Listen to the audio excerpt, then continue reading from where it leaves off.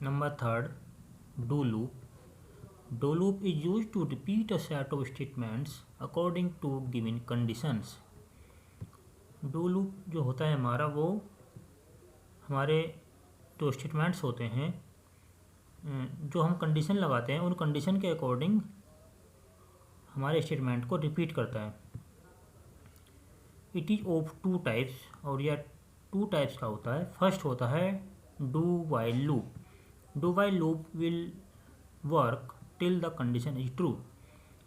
ये कब तक वर्क करता है? कब तक वर्क करेगा? जब तक कि कंडीशन ट्रू होगी. It will be exit if the given condition is false. और यह एग्जिट कब होता है? अगर जो गिवन कंडीशन है वो फॉल्स हो जाती है. जब तक कंडीशन ट्रू रहेगी, जब तक ये वर्क करता रहेगा. जैसे ही कंडीशन फॉल्स होगी तो ये लूप एग्जिट हो जाएगा.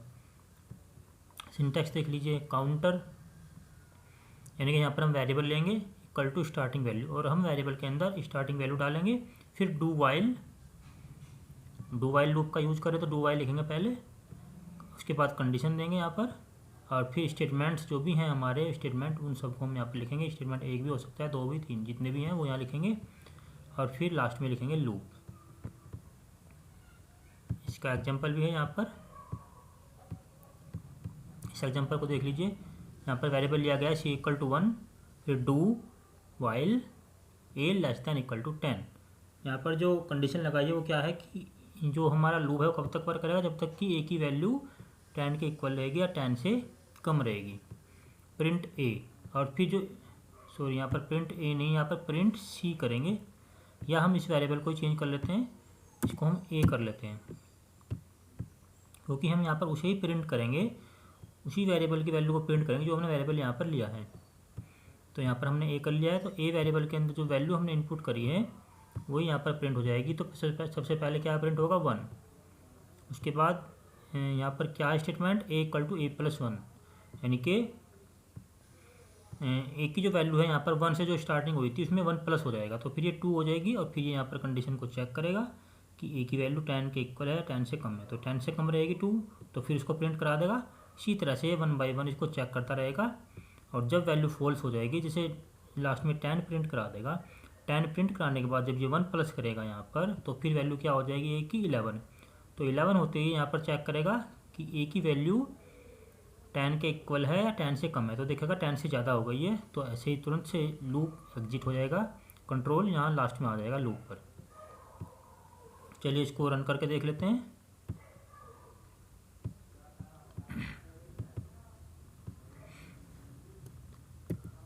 Equal to 1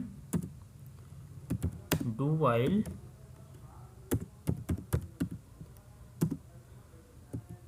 A less than equal to 10, print A, और A equal to A plus 1 loop. ये हो गया हमारा डू वाइल लूप. इसको रन कर लेते हैं. देखिए 1 से लेकर 10 तक की वैल्यू, यहाँ पर 10 तक के नंबर प्रिंट हो गए हैं. यहाँ पर आप, जहाँ पर मैंने प्रिंट ए लिखा है, यहाँ पर आप कोई मैसेज भी डाल सकते हो. जैसे मैं यहाँ पर लिख देता हूँ क्लास 8th,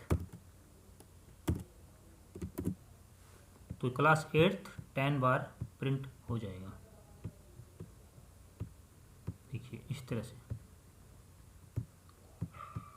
तो ये हो गया हमारा डू वाइल लूप. ये जब तक वर्क करता है जब तक कि हमारी कंडीशन ट्रू होती है. अगर कंडीशन जैसे ही फॉल्स होती है, लूप हमारा एग्जिट हो जाता है. तो इसका सेकंड लूप देख लेते हैं क्या है. सेकंड लूप है इसका do until loop. Do until loop will work till condition is false. ये कब तक वर्क करता है? जब तक कि कंडीशन फॉल्स होगी. ये और सभी लूप जो हैं वो सभी ट्रू कंडीशन में वर्क करते हैं, लेकिन डू अनटिल एक ऐसा लूप होता है जो केवल फॉल्स कंडीशन में वर्क करता है. ट्रू जैसे ही कंडीशन होती है तो it will be exit if the given condition is true. True condition में एग्जिट हो जाता है. सिंटैक्स, सबसे पहले वेरिएबल लेंगे, उसके अंदर स्टार्टिंग वैल्यू डालेंगे, फिर डू अनटिल, और यहाँ पर कंडीशन स्टेटमेंट्स जो भी देने हैं वो, और फिर लास्ट में लूप. तो देख लीजिए इसको. यहाँ पर मैं इसको अनटिल कर देता हूँ. तो अनटिल कंडीशन में अब देखिए ये कह रहा है कि ए की वैल्यू जब तक 10 के इक्वल रहेगी या 10 से कम रहेगी जब तक प्रिंट हो। तो यहाँ पर क्या है, कंडीशन ट्रू है, तो ट्रू में इसको एक बार रन करके देखते हैं। तो देखिए यहाँ पर कुछ भी प्रिंट नहीं होगा क्योंकि ये जो है फॉल्स कंडीशन में वर्क करता है। तो यहाँ पर मैं लेस दैन की जगह ग्रेटर दैन करता हूँ। अब इसका मतलब क्या हो गया है कि ए की वैल्यू 10 से बड़ी रहेगी या 10 के इक्वल रहेगी जब तक ही मेरा लूप वर्क करेगा। लेकिन यहाँ पर हमने स्टार्टिंग कहाँ से करी है, 1 से, तो इसकी कंडीशन क्या हो गई, ये फॉल्स हो गई। तो ये फॉल्स में ही वर्क करता है, इसलिए अब ये इसको प्रिंट करा देगा। देखिए, और देखिए कितनी बार प्रिंट हुआ है, 1 2 3 4 5 6 7 8 9 बार प्रिंट करेगा। जबकि हमने कंडीशन में यहाँ क्या था कि कब तक प्रिंट करेगा, जब तक कि इसकी वैल्यू 10 के इक्वल रहेगी या 10 से ज़्यादा रहेगी। तो 9 तक तो कंडीशन फॉल्स हो गई, तो इसलिए 9 प्रिंट हो गए। 10 में आते ही कंडीशन ट्रू हो गई, तो 10 पे आते ही इसने लूप को एग्जिट कर दिया। यहाँ पर आप प्रिंट ए जो हमने वेरिएबल ले रखा है उसको भी यहाँ पर लिख सकते हैं। तो अब देख लीजिए 9 नंबर प्रिंट होंगे, 10 प्रिंट नहीं होगा क्योंकि ये फॉल्स कंडीशन में वर्क करता है। नेक्स्ट देख लीजिए, तो ये टू टाइप्स थे डू लूप के। और यहाँ पर देख लीजिए आगे नोट में क्या है, we can use the do loop in 2 ways. Do loop का हम 2 तरीके से यूज कर सकते हैं।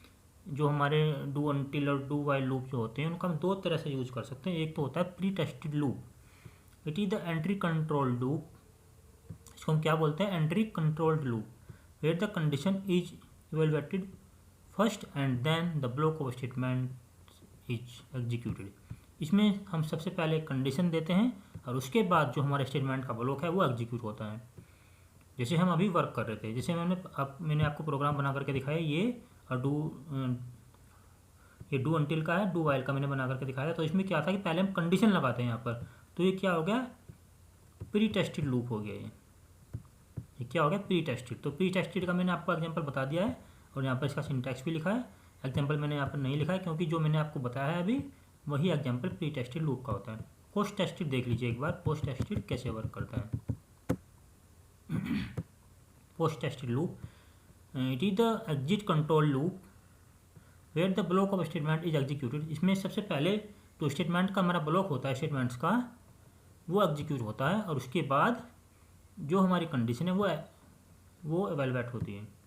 मतलब कंडीशन को हम बाद में लगाते हैं। देखिए काउंटर वेरिएबल लेंगे, उसके बाद डू और फिर यहाँ पर स्टेटमेंट्स लिखेंगे और लास्ट में यहाँ पर हम कंडीशन लगाएंगे। ये इसका एग्जांपल है, देख लीजिए। इसमें हमने पहले ए वेरिएबल, ए के अंदर वैल्यू इनपुट कराई है 1, उसके बाद डू, फिर प्रिंट कराया है वैल्यू को, उसके बाद ए इक्वल टू ए प्लस 3। तो डू लूप अनटिल लिखेंगे इसमें लास्ट में हम, जबकि उनमें उसमें दूसरे हम क्या कर रहे थे, डू के साथ अनटिल लिख रहे थे यहाँ पर। लेकिन यहाँ पर इसमें हम पोस्ट टेस्टेड में क्या करेंगे, लूप के साथ अनटिल लिखेंगे। तो पहले वाला जो था हमारा वो क्या था, प्री टेस्टेड लूप, और ये है पोस्ट टेस्टेड। इसको एक बार यूज करके देख लेते हैं। देखिए यहाँ से अनटिल को हम हटा देंगे। इसमें हम अनटिल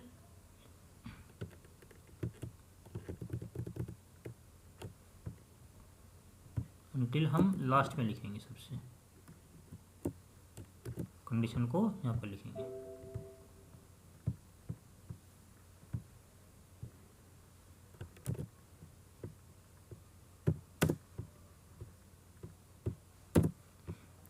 इस तरह से।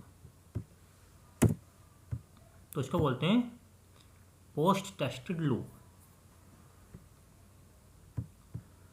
इसको रन करते हैं, देखिए उसी तरह से सेम वर्क कर रहा है, सही बिल्कुल। और अनटिल की जगह हम यहाँ पर वाइल भी यूज कर सकते हैं। वाइल जो हमारा लूप होता है वो ट्रू कंडीशन में वर्क करता है, तो इसको हमें यहाँ से कंडीशन को ट्रू करना पड़ेगा अब, और तब ये वर्क करेगा। वर्क सेम ऐसे ही करेगा जैसे प्री टेस्टेड में करता है, उसी तरह से पोस्ट टेस्टेड में वर्क करेगा। सिर्फ स्टेटमेंट को लिखने का फ़र्क है, जो हमारी कंडीशन है उसको हम इसमें लास्ट में लगाते हैं। देखिए 10 नंबर तक प्रिंट हो गए हैं। आप चाहो तो यहाँ पर स्टेप्स को चेंज कर सकते हो। जैसे यहाँ पर मैं 1+3 कर देता हूँ, तो पहले 1 प्रिंट होगा, फिर 4 प्रिंट होगा, फिर 7 प्रिंट होगा, इस तरह से 1 4 7 10।